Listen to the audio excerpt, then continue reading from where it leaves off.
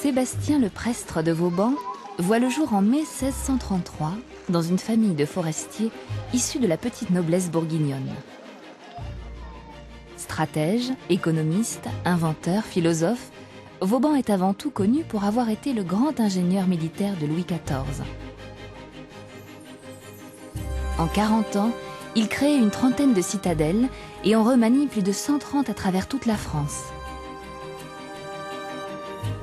Nous allons vous emmener respirer l'air de 4 d'entre elles et faire connaissance avec ceux qui les font vivre. À Besançon, Anne-Laure nous conduit dans le dédale des souterrains qui courent sous la citadelle. Elle retrouve ensuite Séverin, chef de chantier, sur les remparts. Ils évoqueront pour nous la rénovation de la place forte, classée depuis 2008 au patrimoine mondial de l'UNESCO. C'est ces mêmes pierres qui ont servi à la construction du chantier. Oui. Mesdames, messieurs, bonjour. Enfin, c'est à bord du Vauban, la navette fluviale qu'elle pilote, que Nadine nous expliquera sa vision de l'architecte, grand humaniste. Le type d'architecture que Vauban a instauré dans Besançon. À Belfort, la cité rugissante, les anciennes tours bastionnées servent d'écrin aux œuvres chatoyantes du musée des Beaux-Arts.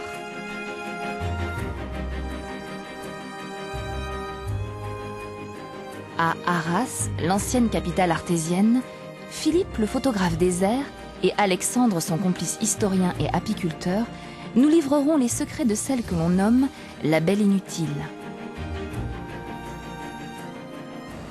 Enfin, à Neuf-Brisac, en terre alsacienne, Monsieur de Vauban en personne, ou presque, nous racontera l'histoire de son chef-d'œuvre. Bonjour.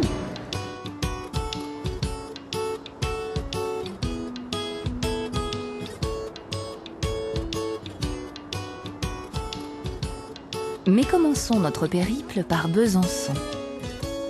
La citadelle, achevée par Vauban en 1693 après 20 ans de travaux, aurait coûté si cher au trésor royal que Louis XIV aurait demandé si elle n'avait pas été construite en or.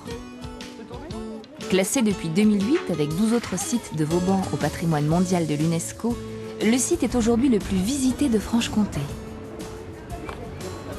Anne-Laure Charles est guide conférencière. Avec son ami Séverin, le chef de chantier, elle arpente le vertigineux rempart ouest en aplomb du Doubs. Alors, remarques-tu comme M. Vauban était pragmatique pour sa façon de s'adapter aux rochers, au relief de la pierre? Là, ça se voit bien, oui. Les remparts de la place forte épousent les formes de la colline, notre colline qui fait 120 mètres de haut. C'est quand même vertigineux. Effectivement. La citadelle a été opérationnelle au début du XVIIIe siècle. La place forte sert à protéger les frontières, à dissuader l'ennemi d'attaquer, à loger des troupes. Vauban était plus un homme de dissuasion qu'un guerrier. C'est un homme de guerre, mais qui fait tout pour empêcher les guerres. Son côté humain peut se lire à travers les matériaux utilisés. Là, tout au long de notre chemin de ronde, un bourrelet de briques nous suit. La brique n'éclate pas comme la pierre, hein, le calcaire de notre colline que tu connais bien. Ce calcaire est très dangereux puisque l'artillerie tire des boulets métalliques. La brique sera nettement moins dangereuse pour les troupes. La sueur épargne le sang, disait l'architecte du roi. À Besançon, Vauban conçoit son système de défense en édifiant côté ville 2 lignes de front. La première, le front Saint-Étienne, est protégée par un bastion avancé appelé demi-lune, un fossé et un pont-levis. Un grand espace de près de 300 mètres sépare cette ligne du deuxième front, le front royal. Cet espace, appelé glacis, oblige l'ennemi à progresser à découvert.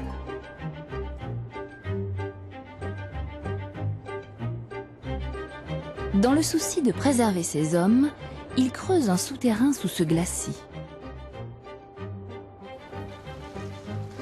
Nous retrouvons Anne-Laure à l'entrée du tunnel, appelé Communication 110. La galerie relie les 2 fronts et permet en cas d'attaque une circulation et un repli optimal des soldats en les protégeant du feu ennemi. À la fin du XVIIe siècle, la citadelle compte une garnison d'environ 400 hommes. L'espérance de vie moyenne n'est que de 30 ans pour un soldat de Louis XIV.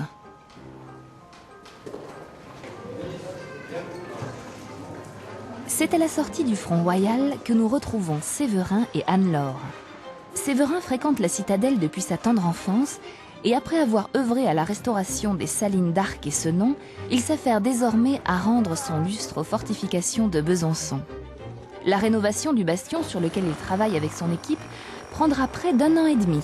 La citadelle de Vauban a été construite sur une colline de pierre. Ce sont ces mêmes pierres qui ont servi à la construction du chantier. Oui. Donc en majeure partie, les pierres sont dans quel état 3 siècles après?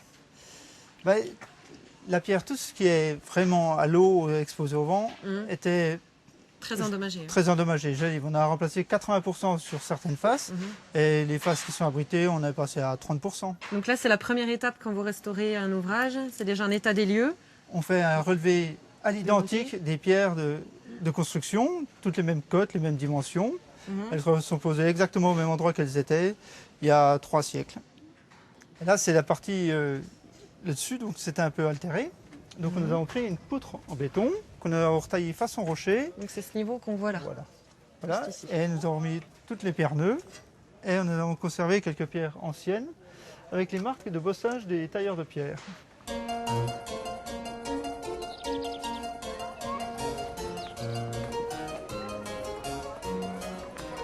Si Vauban le bâtisseur est connu, on sait moins que durant sa carrière militaire, il dirigea 48 sièges, tous victorieux. Il fut d'ailleurs blessé 8 fois sur un champ de bataille. Ville assiégée par Vauban, ville prise. Ville fortifiée par Vauban, ville imprenable, disait la légende.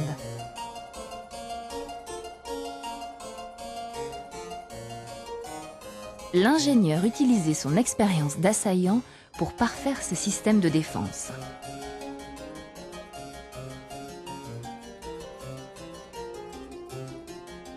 La citadelle de Besançon a d'abord été prise en 1674 par Vauban, avant d'être refortifiée par ses soins quelques années plus tard.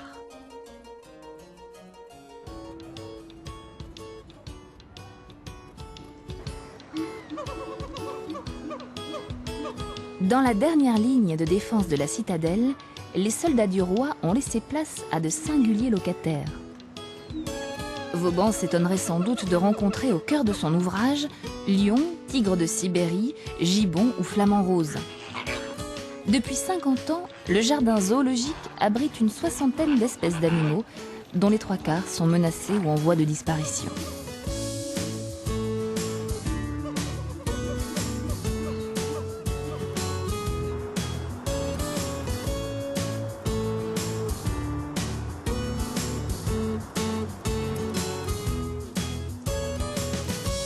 Descendue de son éperon rocheux, nous retrouvons Anne-Laure sur les rives du Doubs. Elle embarque à bord de la navette Le Vauban pour une promenade bucolique en compagnie de Nadine, la capitaine. Merci. Mesdames, Messieurs, bonjour et bienvenue à bord du Vauban. Alors à partir d'ici, vous avez un très joli point de vue sur la citadelle de Besançon qui domine l'eau là-haut de plus de 100 mètres, ces falaises. Citadelle étendue sur une superficie de 11 hectares. Et que je vous invite à visiter sans plus tarder. C'est le côté agréable dans notre promenade, c'est que les gens ont vraiment un point de vue original qu'ils n'ont pas quand ils sont là-haut. En haut, ils voient toute la ville. Là, du bateau, on voit cette face-là. Après, quand on fait l'autre tour, on passe de l'autre côté. Sur la rive gauche et la rive droite aussi, puisque Vauban a fortifié les 195 hectares de la ville. Ouais. Et puis, ce qu'on essaie de faire partager un petit peu aux gens qui viennent vers nous, c'est que déjà, Vauban, on le trouve partout en France.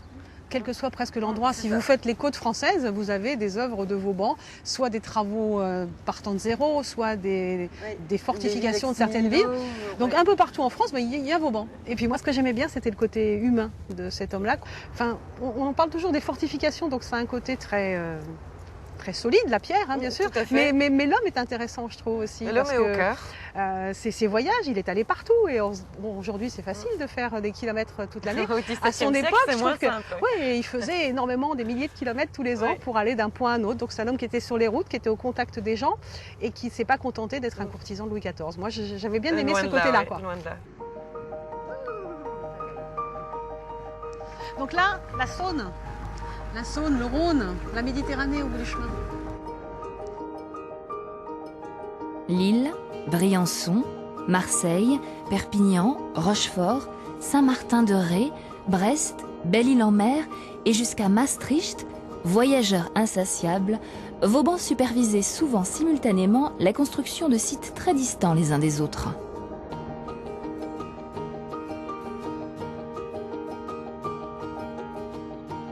À Belfort, c'est à partir de 1687 que Vauban initie la fortification de la ville. Il s'agit alors de conforter la cité dans son rôle de verrou du passage vers l'Alsace et le Saint-Empire.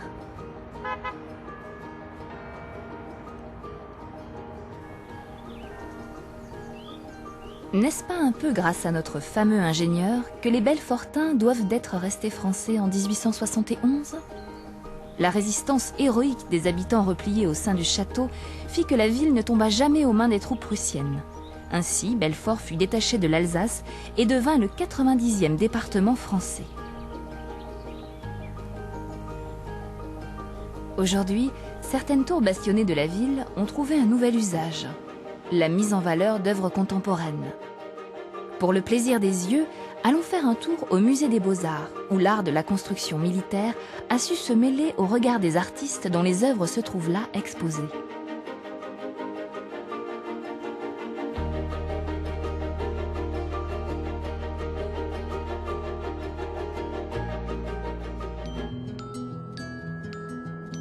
Notre voyage dans la constellation des étoiles de Vauban nous conduit à Arras, une des premières citadelles conçues par l'ingénieur en 1668.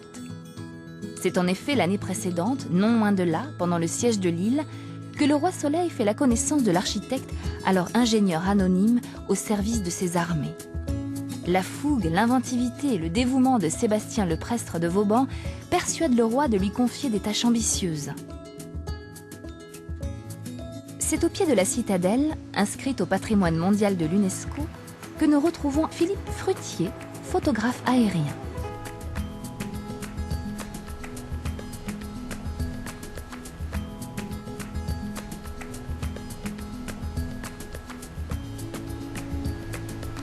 Là, Philippe, tu le constates, cette brique qui est utilisée pour la citadelle, c'est aussi une des caractéristiques. On trouve ce matériau qui est typique de la région Nord-Pas-de-Calais dans cette citadelle, alors qu'on va trouver des citadelles beaucoup plus en pierre dès qu'on s'éloigne vers le sud de la France. Bien sûr. Ça a bien tenu, hein. La brique est restée c'est durable. D'origine et ça restait parfaitement en état.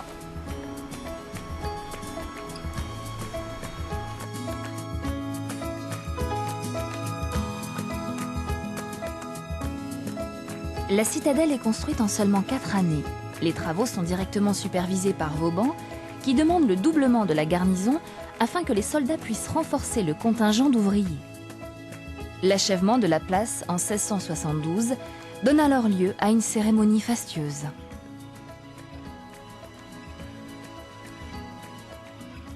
Philippe, nous voici dans cette très belle citadelle d'Arras qui fait partie donc du pré-carré de Vauban.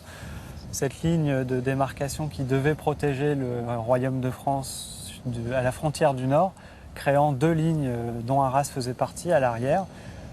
Citadelle qui est un exemple typique des citadelles de plaine, des plus belles citadelles qui étaient bâties par Vauban. Par contre, très importante particularité, cette citadelle n'était pas intégralement faite pour défendre la population. Puisqu'en 1640, quand Louis XIV reprend la ville, les Aragois sont très attachés aux Espagnols et en fait on se rend compte que cette citadelle a plutôt été faite pour contrôler et surveiller la population que pour la protéger d'envahisseurs espagnols. Alors du coup, est-ce qu'elle a été assiégée par les Aragois ou... C'est aussi une de ses particularités. En fait, cette citadelle, elle n'a jamais été assiégée et donc elle a trouvé son surnom futur qui a été celle de la Belle Inutile. La Belle Inutile. Elle n'a jamais été assiégée. D'accord. Au cœur des villes citadelles du XVIIe siècle, la chapelle de garnison tient une place importante. N'oublions pas que la religion est alors le garant suprême de l'autorité du roi. Philippe, voilà cette très belle chapelle Saint-Louis, qui est vraiment très particulier. Donc on a, déjà si tu regardes la façade, on a une façade, donc un pignon à volute.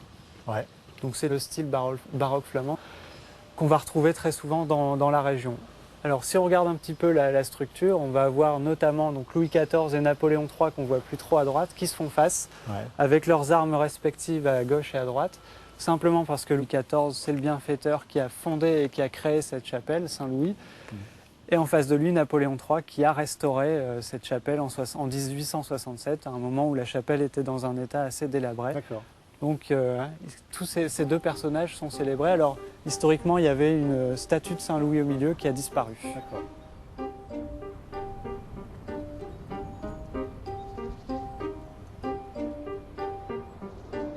Philippe a pour passion de photographier sa région depuis le ciel. Il convie Alexandre à un baptême de l'air en ULM. Voilà, on y arrive. Ouais, on a une belle vue sur la citadelle. Voilà, là, t'as une très très belle vue sur la citadelle. Bah, je te laisse découvrir. Ouais, où on aperçoit bien les remparts, les bastions, les demi-lunes même parfois. Ouais. Ah, impressionnant. Ouais, on voit vraiment bien la structure. Donc un premier triangle et un deuxième triangle qu'on aperçoit là. Ça, c'est les murs de fortification D'accord. qui protégeaient la citadelle. Il y avait combien d'enceintes en fait?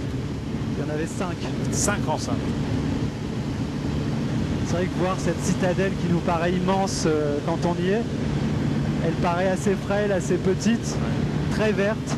C'est vrai que le vert, le naturel, là, apparaît clairement. C'est un poumon vert, une trame verte et bleue dans la ville qui est impressionnante. Vraiment.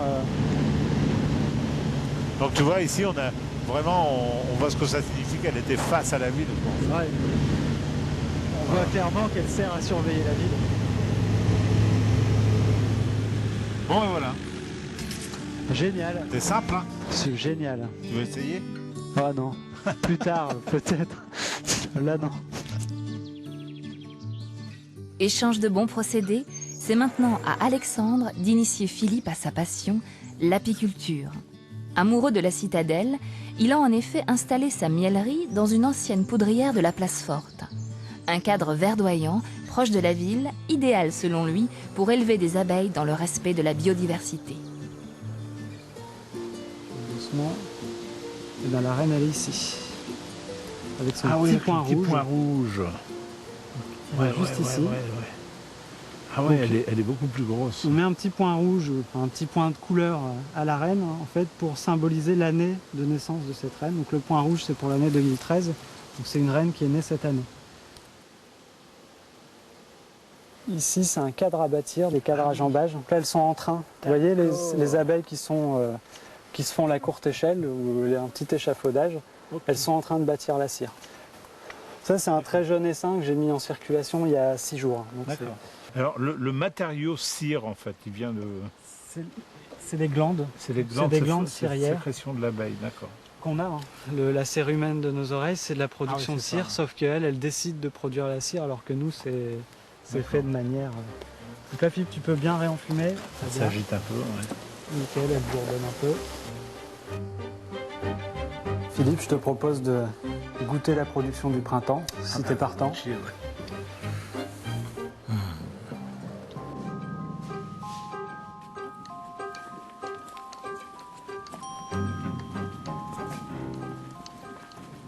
Avant de se séparer, Alexandre et Philippe se rendent au fossé sud de la citadelle. Un haut lieu de mémoire, une page sombre de l'histoire arageoise.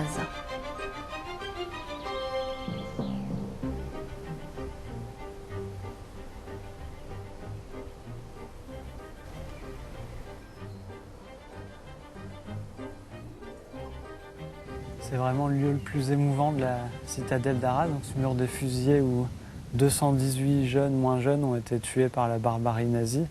C'est une force incroyable. On voit cette grande muraille et ces arbres qui reprennent la vie. C'est le côté fort aussi des choses. Ouais. Hein, c'est la vie qui reprend le dessus, quoi, en fait. Mais quand on regarde ces plaques, on se dit qu'il y a eu un tribut vraiment très très fort qui a été payé par les Polonais. On voit beaucoup de non-polonais. Et puis Parti communiste français aussi, bien sûr.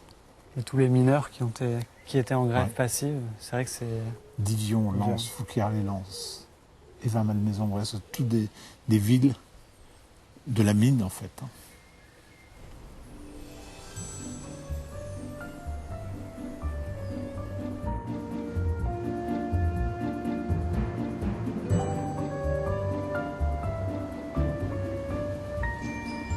Au firmament de l'œuvre de Vauban brille la citadelle de Neuf-Brisach. Cette ville, entièrement inventée et conçue par l'architecte, s'inscrit tout comme Arras et Besançon dans le patrimoine mondial de l'UNESCO. Posée en sentinelle sur la rive française du Rhin, face à la ville allemande de Breisach, elle protégeait le flanc est du royaume de France. Neuf-Brisach est le dernier ouvrage que Vauban verra achevé de son vivant. Un chef-d'œuvre presque intact aujourd'hui.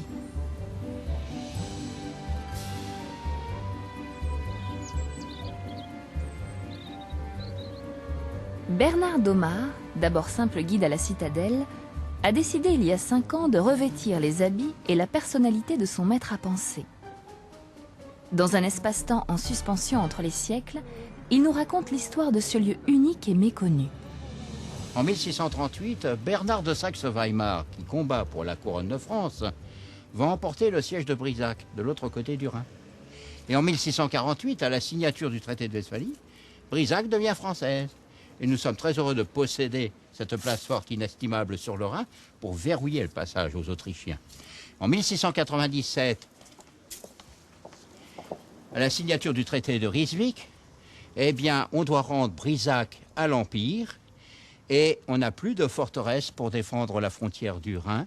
Et c'est là où le roi va me demander de construire le nouveau Brisach qui nous reste aujourd'hui, cette belle forteresse de plaine en forme d'étoile.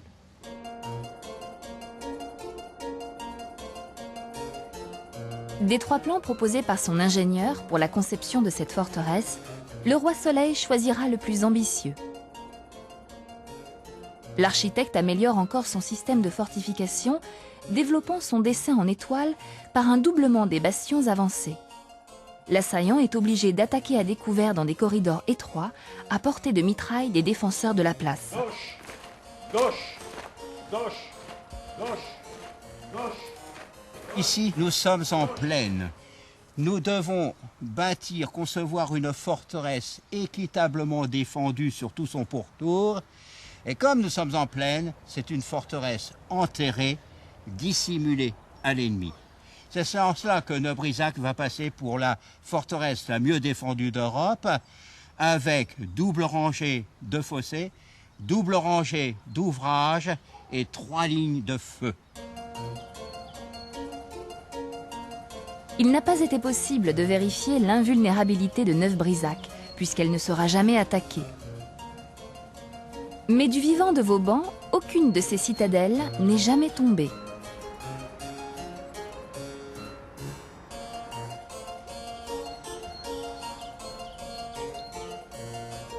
Nommé maréchal de France à 69 ans, l'ingénieur refusera toujours de rédiger le traité sur l'édification des places fortes que lui demandait le roi. L'art de fortifier ne réside pas dans des règles et des systèmes, disait-il, mais uniquement dans le bon sens et l'expérience. En revanche, sensible aux maux de ce pays sillonné en tous sens, il proposera une charte répartissant plus équitablement l'impôt royal. Il ne sera pas écouté mais gardera jusqu'au bout l'estime de son cher monarque. Ah, capitaine, je souhaiterais ardemment que le roi m'accorde de retourner dans ma campagne du Morvan, au château à Bazoches, pour y goûter cette fois une paisible retraite que je crois bien méritée. Soldats, mesdames, levons notre verre au roi et au peuple de France. Au roi. Vive le roi!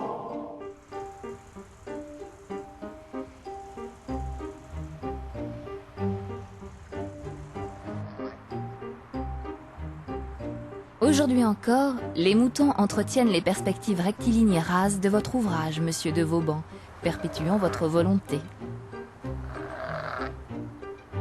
La modernité nous offre cependant un privilège dont vous auriez rêvé. Celui de pouvoir admirer les étoiles que vous avez dessinées avec tant de minutie sur le sol, depuis le ciel.